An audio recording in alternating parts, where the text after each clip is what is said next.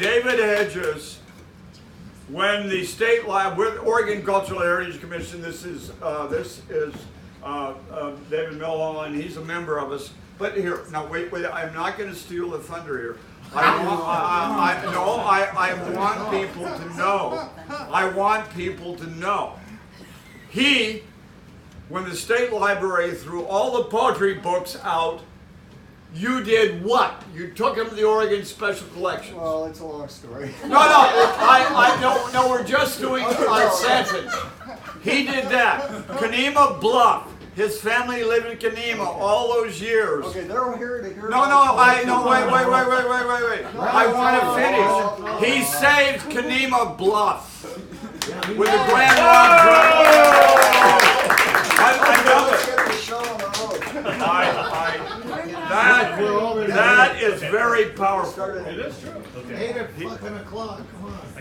Well, we're worried about 8 o'clock, but you're the guy who's late, not me.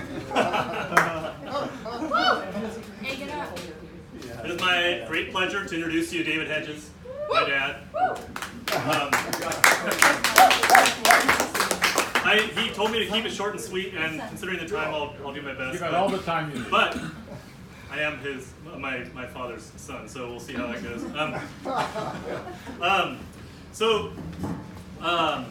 I could stand here and tell you about how he is a direct descendant of Oregon Trail pioneers, how he's lived in Oregon his entire life, except for a couple of short stints in New York where he was chasing the ghost of Dylan Thomas and was taking in the jazz scene in the late 50s.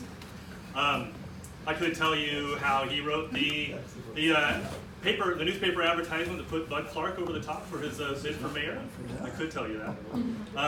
I could tell you how he is a longtime president of the Oregon State Poetry Association and longtime board member of the Oregon Cultural Heritage Commission, and how he, as I think Walt was alluding to, co-founded the Oregon Poetry Collection at Knight Library at the University of Oregon, and was awarded the Stuart H. Holbrook Literary Legacy Award for his contributions to Oregon's literary life.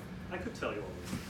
However, what I wanted to do is pose a question. So you're about to hear a bunch of stories which I consider mischievous and adventurous. But one of my dad's classmates in high school, a local Portland attorney, when he read the book and read the stories, exclaimed, "Crime on crime!" That's great, really. That's wonderful. Good for him. So is that on the cover? That's nowhere in needs the to book. go on the cover. The reviews are in. Yeah. But it's easy. It was easy for me to look at these stories, to read these stories, and think that that was just a simpler time, right? But my dad was born in 1937. In 1937, fascism was on the march in Europe. Imperialism was on the march in Asia. The world was stumbling out of the Great Depression and into the Second World War, just a generation after the war to end all wars. Not a simple time in a lot of ways. So I guess my question to you all is, here's this boy growing up in Northeast Portland with a big imagination, a penchant for storytelling, and an oversized sense of wonder about the world. So maybe it's not so much that the times are that different, but is there something in ourselves that we can tap into where we can have a little bit of that perspective on the times we live in today? I present to you David Hedges. Whoa, beautiful introduction.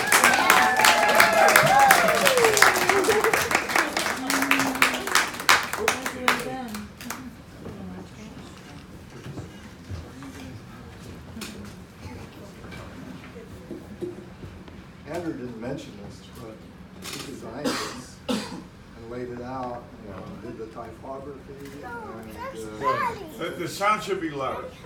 what's that? The sound. Maybe a little closer to the mic. Is that working? Yeah. Not close, though. What if I don't use it at all? No, we can't hear you. That's okay. That's okay too. You gotta use it. Okay, anyway, I'm going to dive right in. I titled this Prospects of Life After Birth, and discover in the first poem, the title poem, prospects of life after birth. When I was born, demented by the drug this one nurse used to keep me in the oven, snug, while old Doc Frisbee took his ever-loving blue-eyed time. Deformed when the forceps fused my malleable skull a tiny bit, because the OB book had failed to say a thing about a laid-back baby's birth, and I resisted. God, I thought, who wouldn't start a scrap with room and board provided free for all his world was worth, when what he held could not be weighed or measured on a map? It wasn't old Doc Frisbee's fault. The night nurse pushed me back. His trolley plowed to Halsey Street before the pulley froze, and while he trekked a dozen blocks alone along the track to Portland Sanitarium through wildly blowing snows, I twice poked out as if to ask a favor, and the nurse reversed me with the flat of her hand pressed against my head, scolding my wide-eyed mother as the everlasting curse of her profession, how she could secure a post instead in daytime dresses, lingerie, perfumes at Meyer and Frank, and should indeed be home in bed letting her sweet dreams bloom. Lo and behold, the doc arrived and gave my bottom a spank, dangling me by the ankles while I wailed farewell to the womb, wondering who in creation dreamt this dreadful atmosphere, the sickly cotton gowns and masks, the off-white tile floor, the wrinkled rubber ether bag, the lights designed with fear in mind by demons lurking just outside the OR door. That was my introduction to the world. And this was as told to me by my mother, though not in iambic heptameter. The next poem is one that starts with the cover. That's me at 3, and segues into another one of my mother's favorite stories, The Teller of Tall Tales. I keep my childhood portrait close at hand. It makes an honest man of me when fraud and artifice advance their lotus land temptations as the perfect path to God. Those curly locks, those rosy cheeks, those eyes hand-tinted blue, a chin that seems to nod assent when I throw off my thin disguise and rise as who I am. The good, the bad, the ugly, all the in-betweens. Surprise is what I sometimes see, as if the lad has made a study of my closet's bones, and though my alibis are ironclad, tisk-tisks and plays my ribs like xylophones. I am a picnic basket full of me, a fleet of small boats ballasted with stones that float like bottles bobbing on the sea. A child no more, yet not some churlish brute locked in his ways. I court hyperbole. When I was 5, my sense of sight acute, I saw the leaders of the Axis fly low overhead, and I, in absolute control of all the universe, the sky above my house on Hancock Street included, ran inside and with a cry of fright revealed what I had seen, replete with details only I was privy to. My mom, her voice, as always, firm yet sweet, said, "Hitler, Mussolini, is this true?" Thus forced to face reality, I said, "No, only Mussolini." And I knew with superheated, sparkling, watershed elucidation, one day I'd become a teller of tall tales, a fountainhead of modern myth. Though as a high school chum scrawled in my yearbook, "Don't misunderstand, old friend, but you'd be splendid as a bomb."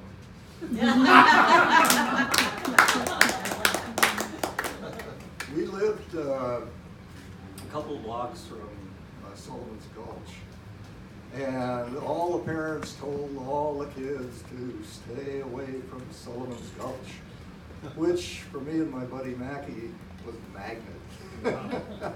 And so I got to know Hooverville hobos, and there was more than once chased by railroad dicks down in Sullivan's Gulch. I wrenched the clump of Johnson grass free moments before the old switch engine lurches back to life, wheezing. Oh, you made it. Hi, Scotty. This is my wife, Scotty. Okay, to wrench the clump of Johnson grass free, moments before the old switch engine lurches back to life, wheezing. With the right loft, the right twist of my wrist, I can plant the grass deep in the stack until pressure blows the soot black mass sky high and thick smoke drives engineer and fireman down out of the cab, wide-eyed. Thoughts swing to my first time on the rope, my first plunge into billows of alien air belched from the silver-painted throat of the Portland Rose, St. Louis bound. The time I doubled Mackey's dare by holding on with just one hand, out through the fiery blast and back, breathless, eyes tight against the sting, until at last I stood at the bank's trembling lip, let go the rope, dropped to the soft dirt, cupped between the leaning fir trees' twisted roots, and laughed to tears, while Mackey, hands stuffed in pockets, scuffed his heels in the thick dust, studying defeat. The engine hisses, stutters, spits steam jets along the polished rails and down the raised bed of crushed rock and creosote-coated ties, splashing the tar-black gravel by the water tank, and spins its wheels for the Gandy dancers lounging by the fuel shed, as if headed for the stretch of track that hugs the Columbia River like a snake, up the gorge where it hauled 100 freight cars in its glory days. Back and forth, using both hands, I swing the jumbo clump of Johnson grass, letting go, betting last week's allowance, a buffalo nickel, on the twist of my wrist.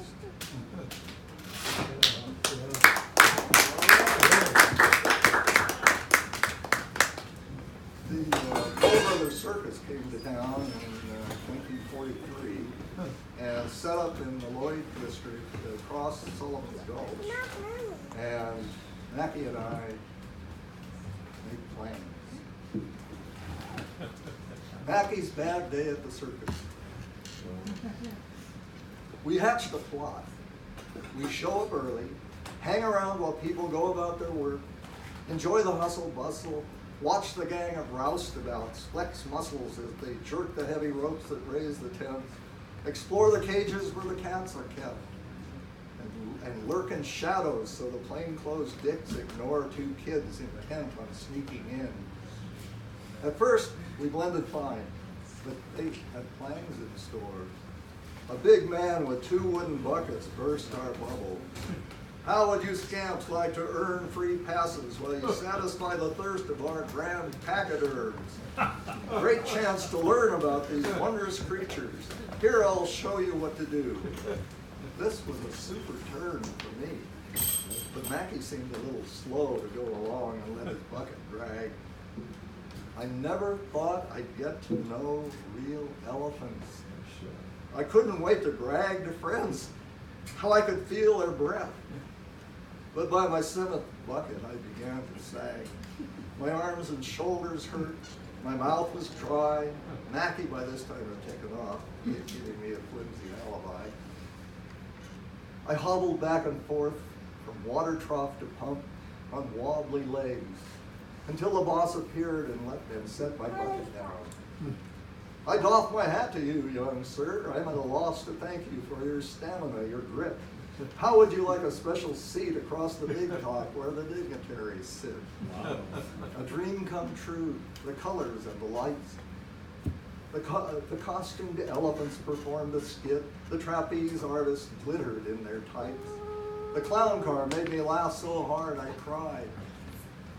I took it all in, swallowed sights and sounds and sights until beyond the center ring I spied a painful scene that gave my heart a pang. Mackey, plainclothes dicks on either side. Mackey was a bad boy. And David was an angel. David had to be an angel. I would have been a bad boy that day if, but I was also an opportunist. The elephants just sounded wonderful to me. The 1944, we moved to Hamlet Street, which is a block off of Alameda Drive, and every Saturday morning, I made a streetcar trip downtown to sit in a dark room on sunny afternoons and watch the flickering screen, Tom Mix, Perils of Pauline, Buck Rogers. What theater? What? What theater did you go to? Saturday matinee at the Blue Mouse. Blue Whoa! Mouse. Great, Blue Mouse. I was kind of leading you on there. Oh, I'm sorry. Yeah, that's a good He question. wants to cut to the quick. Yeah. Okay. Every Saturday morning, without fail, I make a beeline for the trolley track on Regent's Drive and put my ear to the rail until I heard the familiar clickety-clack of the elegant old-time car I always caught. Not like the squatty modern type. I'd pack a bag of snacks and plan to play a lot of games at the Penny Arcade on Ford to kill some time. The arcade was a melting pot of characters. I'd more than drink my fill of people watching while I tried to keep my car on the moving road, or hone my skill at dropping a claw on a worthless prize, a cheap stuffed animal or such, or tried to get the better of the ancient hand-cranked peep show that was rigged to make a body sweat flipping a card, but always quit before the promised naked lady popped. I'd fret to pay to play again. Then out the door and up the street. I had a knack for making lights. The Blue Mouse was in the store. They played animal crackers and duck soup back to back, opening Groucho's bag of tricks. The specs, the eyebrow, makeup, mustache, black swallowtail coat, hot licks, basting Margaret Dumont like a roast on a spit. Sorry. I never read that. Anyway, basting Margaret Dumont like a roast on a spit in all 7 of their flicks. She was like kin to him. He liked to boast she was the 5th Marx brother, to avert the hint of hanky-pank. He'd be toasted, had a hopper served him the dessert, and Walter Winchell bounced him like a ball from coast to coast. Besides, to dig some dirt, he gets his kicks from chicks. He's prone to fall for dames as phony as a winter night is long. I laugh to tears at Captain Spaulding, and roar at Hornblow, broadcast my delight when shyster lawyer Rufus Firefly, an elf, flitters crouched and striding into sight. And then there's Charlie Chaplin, playing himself, seeking refuge from an Arctic gale in a ramshackle shack. The kitchen shelf as bare as old Mother Hubbard's. His humble goal, oiling his high-top shoes to soften the leather, picking out the nails like bones from soul fillets, oblivious to wind and weather. Extras add their flavor to the stews. Hornblow's femme fatale festooned in feathers, proof enough. Buck Rogers puts the screws to Martians, speeding over crusty borax desert roads in cracker boxes, whose synthetic rubber tires leave treaded tracks. Mae West and W.C. Fields throw away their scripts and ad-lib, trying to see who cracks up first. And Buster Keaton doesn't say a word but makes me howl. The Holy Grail, horseplay, is the order of the day. Wow. Margaret Dumont. What's that? Dumont. Your Margaret Dumont thing is unbelievable. That's just beautiful. Oh boy. No, in 1948, we moved to Lake Grove, and this was a city kid transplanted into the wide open spaces of the country. We were between Lake Grove and Tualatin, and me and my faithful dog Stubby covered every, I don't know, it was just paradise. I became a country boy. Was it called Sucker Lake then, or had they already? What's that? Was it called Sucker Lake then? No, that was long since changed. It was Oswego, and the town was Oswego, and Lake Grove was a separate community. And then when they actually called the high school Lake Oswego Union High in the first year. And then the city looked at that and said, oh, we should change our name to Lake Oswego. It sounds a little loftier, I guess. Yeah. Anyway, I was 13 and a freshman at West Lynn High School when I began my lifelong love affair with beer. Here in beer, beer, beer, beer, in Atlantic. Mark Calvin on you, I've got Poetry is chug-a-lugging the champ at the Arsenic and Old Lace cast party. It's no surprise I played a minor role, considering that no one else in the cast was under 17. I was the sole apprentice footman vying in a vast tableau with seasoned drama kings and queens. My lines were few and far between, but fear still snuck in and struck between my scenes. It's party time, let's go and drink some beer, Al crooned. Final curtain parties were far. Cold cream and wads of tissue paper took the grease paint off. Char left her door ajar, but changing, I pretended not to look. We piled into cars. Our motorcade snaked up to Skylands with its sweeping view of nighttime lights. Developers had laid a grid of gravel roads. I never knew a bliss to rival this. The seniors chose a spot and made a circle of their cars. Music from a dozen radios reverberated in my ears. The stars beamed down like thespians of all the plays performed on all the stages throughout time. I never liked the taste of beer, but raise a stubby with a bunch of peers, sublime. Stu, the chug-a-lug champ at West Lynn High. He went begging for contenders, his renown as such. I kissed my innocence goodbye by telling everyone I'd take the crown. The beers I downed had made me bold beyond all reason. Giggles and guffaws erupted when I asked Stu how to hold a bottle and what else to do because I'd never chug-a-lugged before. 2 quarts appeared. I hadn't thought this far ahead. That was a lot of beer. Another quart, what if I drowned? What if I wound up dead? Open your throat, Stu said with a fiendish grin. Gravity will do the rest. That's all I thought. Al gave the signal to begin. What happened next, I really don't recall. Except to my amazement, cast and crew began to whoop and cheer. I tried to laugh, but belched and farted.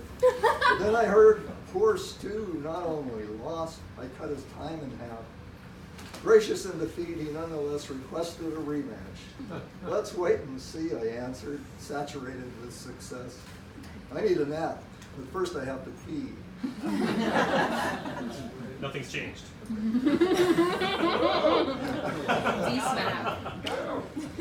What's that? I said nothing's changed. No.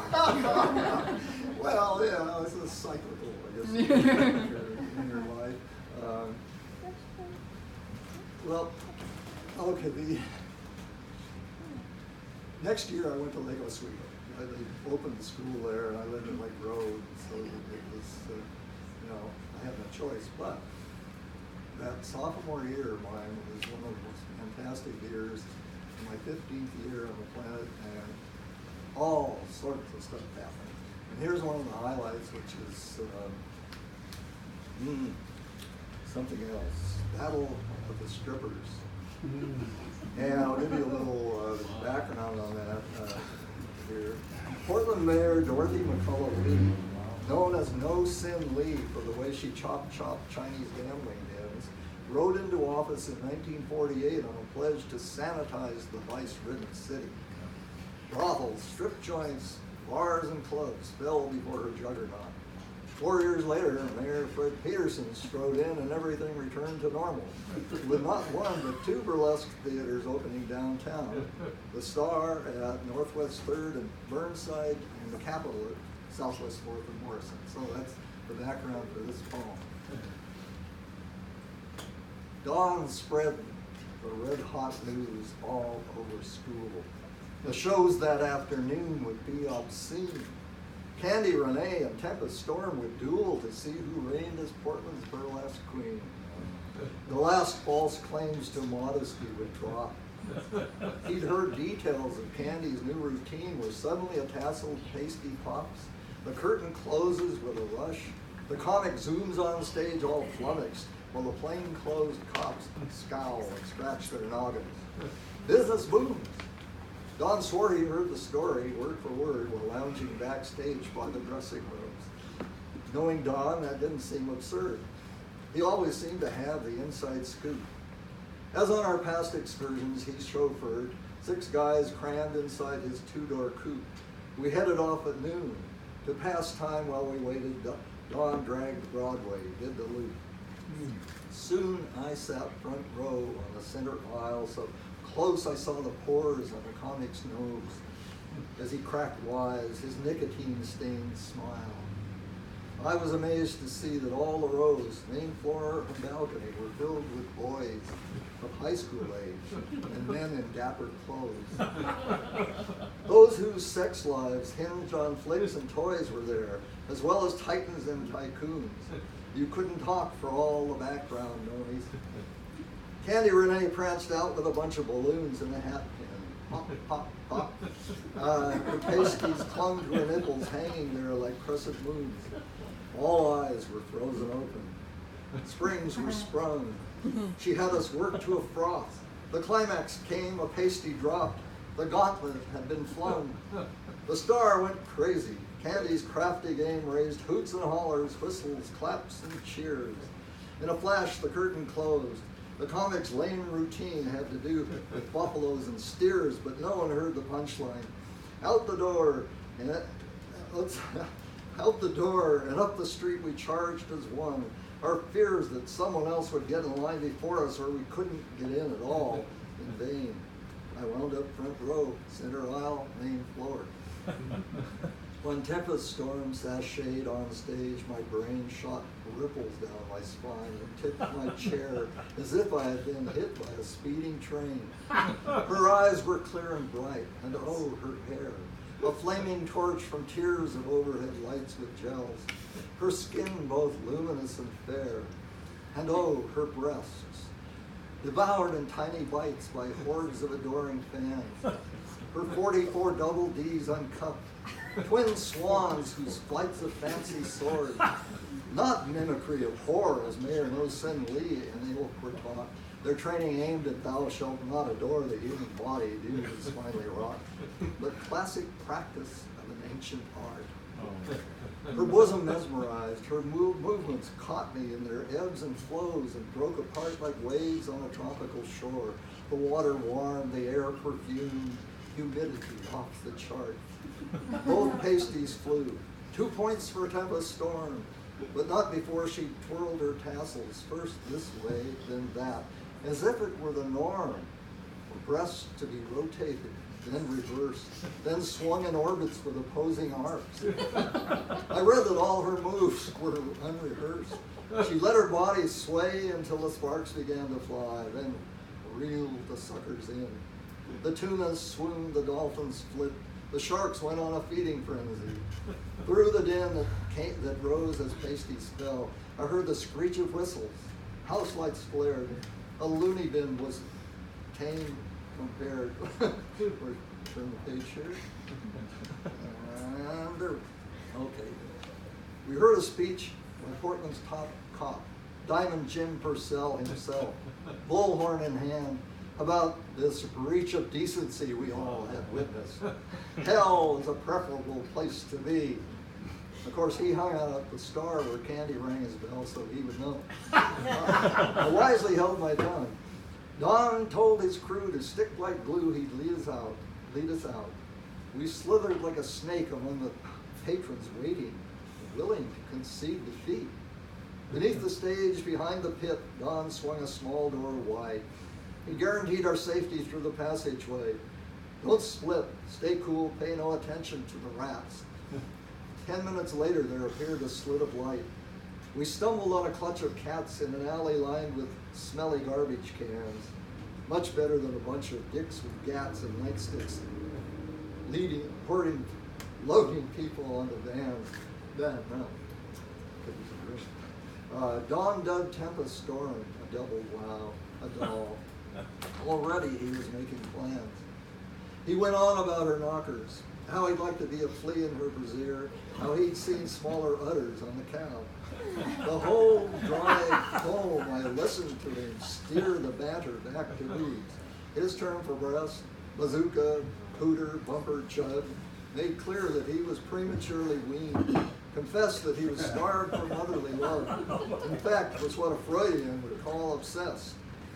While Dawn played Joker, I rehearsed my act.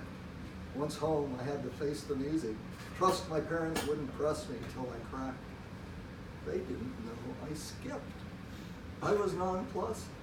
Instead of tethered to a ducking stool, I spent the night immersed in Tempest lust.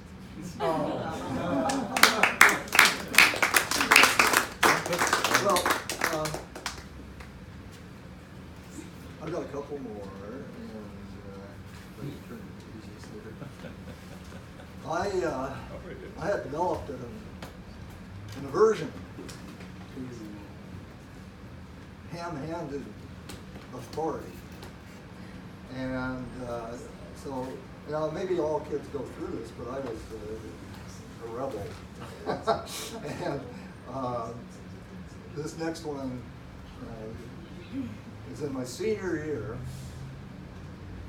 and it's called Born to be Bearded. Are you at Westland or Lake Oswego now? This is Lake Oswego, Okay. yeah, where I transferred. The whole affair began with a dare to see who could grow the best beard. Steeple bells pealed, the rally squad squealed, and Principal Belknap sneered. The bells may be hyperbole, but the rest of the tale rings true. What we had done was make a run at the sacrosanct taboo. Pursuit's a look in a history book. Lincoln, Whitman, Thoreau. No high school student who's halfway through allows facial hair to grow. I heard the peals as well as the squeals and watched as the principal leered. Nothing at all had held me in thrall like the prospect of growing a beard. We stood 40 strong at the starting gong, all aiming to finish first. Within a few days, we had entered the phase where bubbles begin to burst. Some dropped because they discovered fuzz was all their chins could muster. Others cracked after thoroughly whacked by girlfriend, parents, pastor. The urge to scratch their prickly thatch drove many to scrape their faces. Others fell victim to edict and dictum and suffered untold disgraces. I boasted a growth that was lauded both for fullness and for effect. I was the loner who flipped a boner, what the principal dubbed disrespect. I heard the strut, I loved to strut the halls and jut my jaw at all who gaped.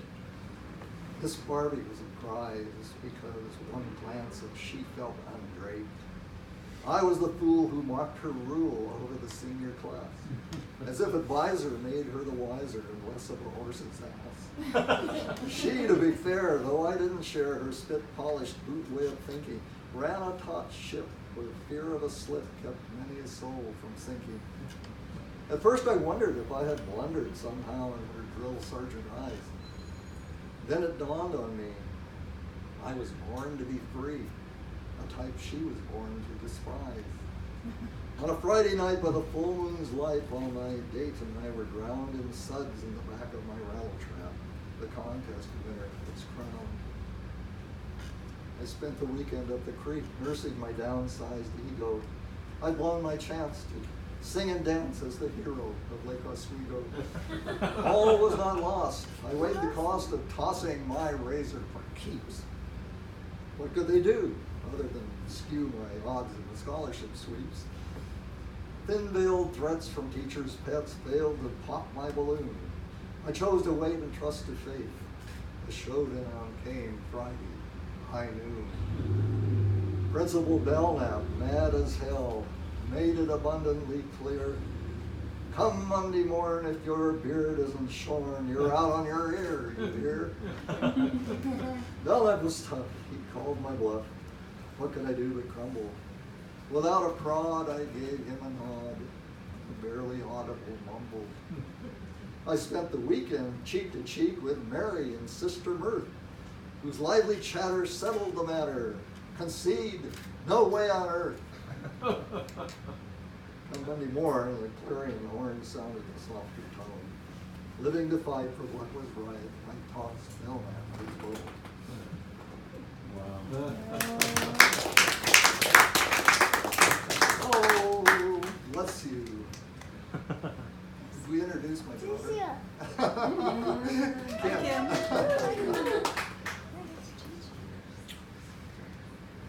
I even have a great grandchild here.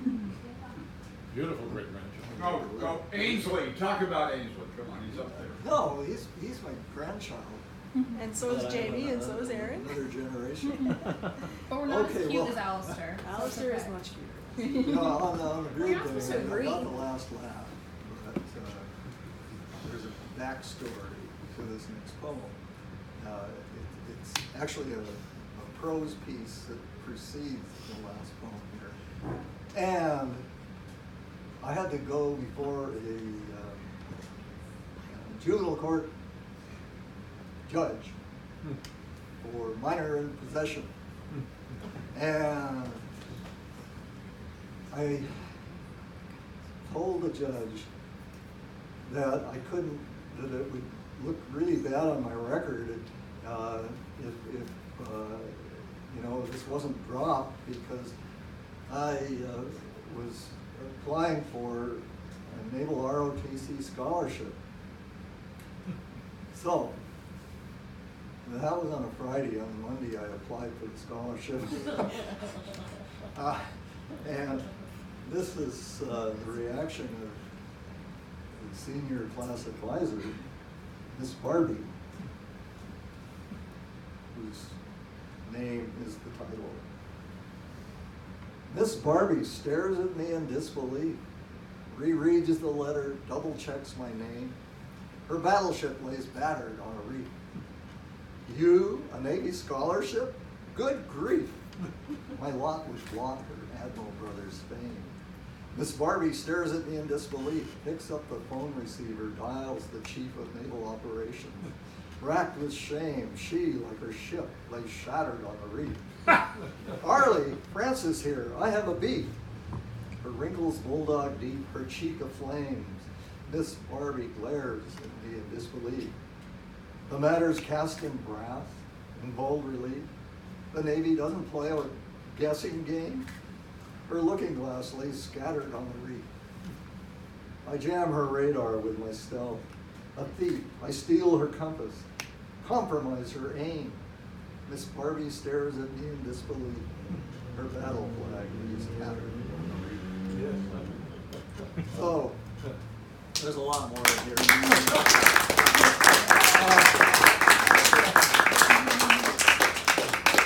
Anyone have a question? David, should we swirl around here a little bit and talk? What's that? Should we just swirl around and talk a little bit, and show the book off? And you want questions? Please. The same, yeah, to let people mingle a little bit, not just you. Mingling. I like David swirling. Yeah, It's sure. great. Then- That was a Yes, modern I would dance love it. interpretation. And then of the concept. finish it off with a couple more strong poems and questions. One more. One more? One strong one. Encore. Strong one. Didn't you have something about those pea fields of Eastern Oregon? Is that in this book, or is that It is. Oh, yeah, but that's too long. just long? Yeah. Can't you give us a No, little That's the excerpt? problem. A lot of things I had to pick on the basis of how long. Sure, they were. length is an issue. But, I'm looking.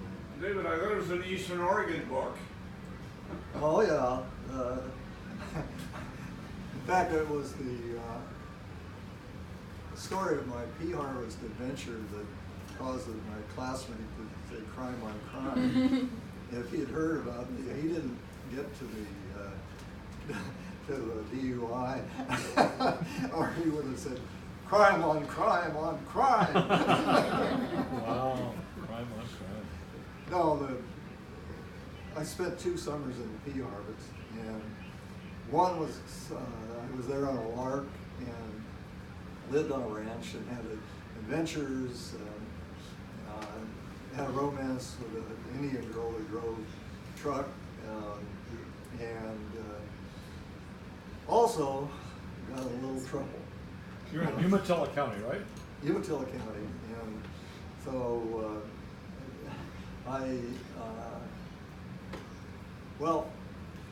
I gave beer to the Indians. It was a federal offense, and so the straw boss at the ranch said, "The FBI's looking for you." And if you can believe it, here's this barn. And here's a long driveway with a truck, or two black sedans coming down the driveway, kicking up dust. And me and my friend and another young guy were keeping that barn between us and the cars on the driveway.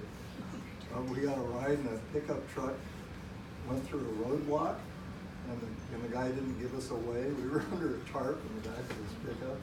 And, you know, it goes on from there. No, David, that's very important to know the surveillance society, FBI, even back then. Yeah, well, my brother Joe, there are two poems in here where he was visited by the FBI. The first one, he made a recording studio in his bedroom.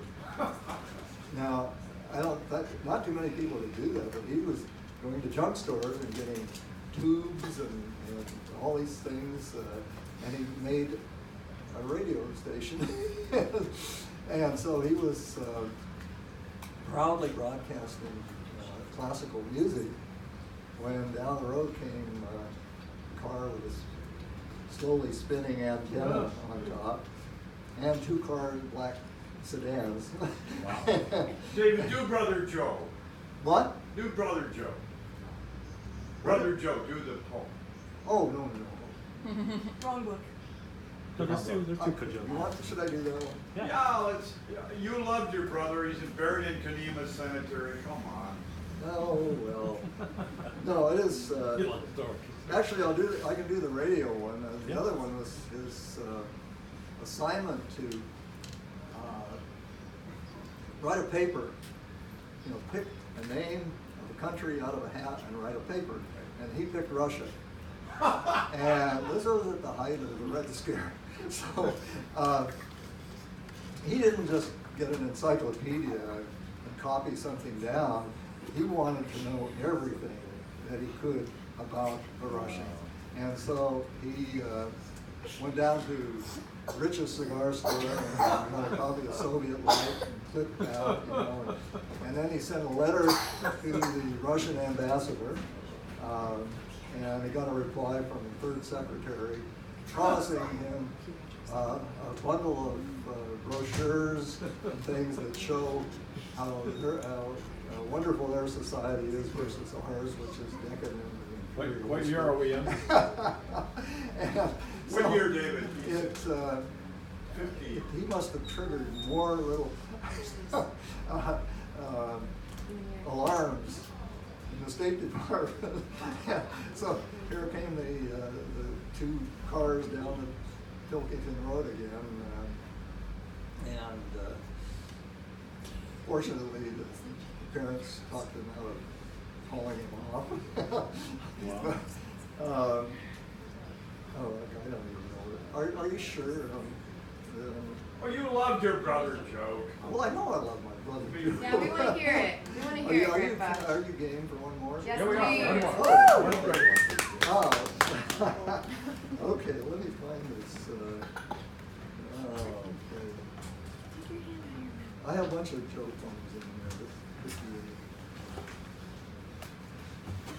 there. Okay, we could actually take a vote whether you want to hear the. Just give us your best shot, David. What? No, us your do best. it. Do the radio transmitter. Which one? Radio transmitter. Radio transmitter. Okay. When Radio Joe- transmitter, would you honor Scotty? Is she here and write down your wife? Yeah. Honor her.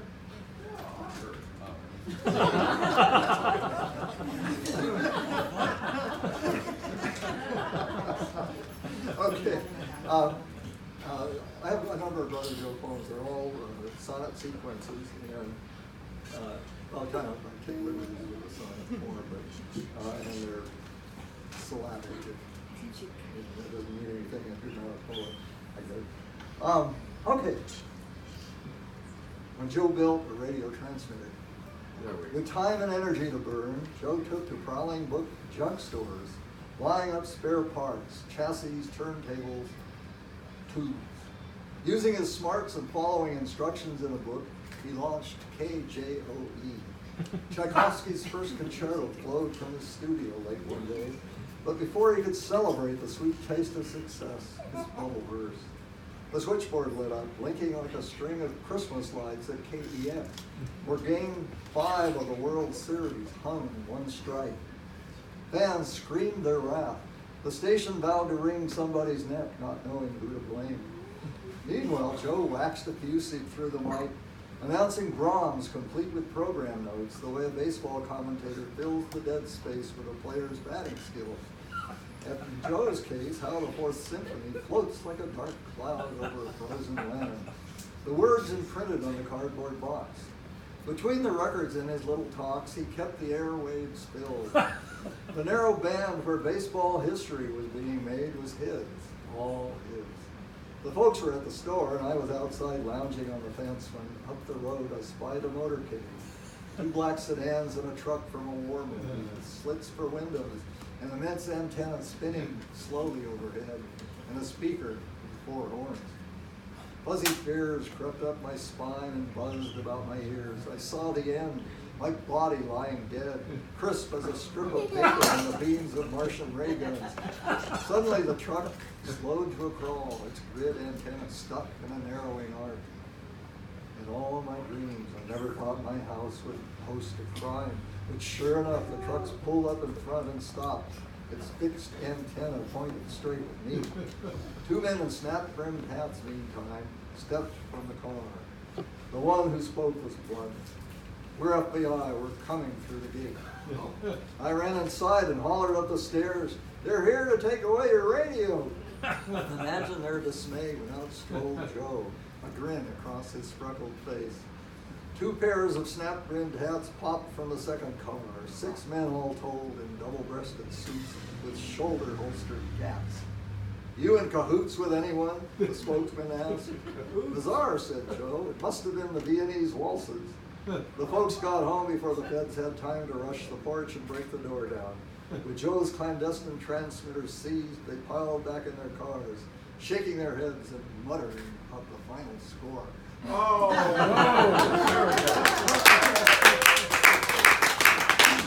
bless Joe. Yeah, that's good. You did the whole package. That's great. Yeah. That's a great show. Yeah. Alistair says bless Joe too. That's an excellent one. Whatever happened to Mackie? What's that? Whatever happened to Mackie? Oh, you really want to know? I don't know. But, no, I'll tell you, Mackie was living on Broadway. There isn't a cross street there, but the equivalent of, I think, the 32nd and Broadway, with an aunt, because both his parents were in Washington State Prison. And I think he probably was headed there himself eventually, but he left mysteriously without saying goodbye, I think because he went back to whoever was out of prison. But, I have other adventures with Mackie that are in the book, and one is really hilarious because it had a result that we hadn't intended. But we were on the bluff overlooking the Albina switching yard, and there were a bunch of railroad dicks around this 50-gallon drum converted into a stove, warming their hands, and this freight pulled into the yard, and screeching its brakes and all the stuff that goes with the train and locomotive stopping. And Mackie and I, there was a dump on top of the bluff, and Mackie said, let's roll some tires down. And so we started, there were a lot of tires, and we started rolling them down. They were bounce down, and they're right into where the railroad digs were clustered. And so they were spending all our time shouting at us and cursing and everything. And the train came to a stop, and Pogo poured out in all directions and ran like hell. Got away. So, anyway, I don't know where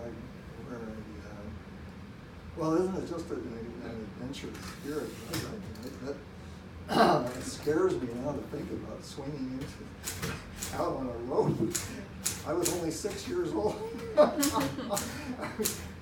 was 3 in this photo, and oh my God. Any other questions?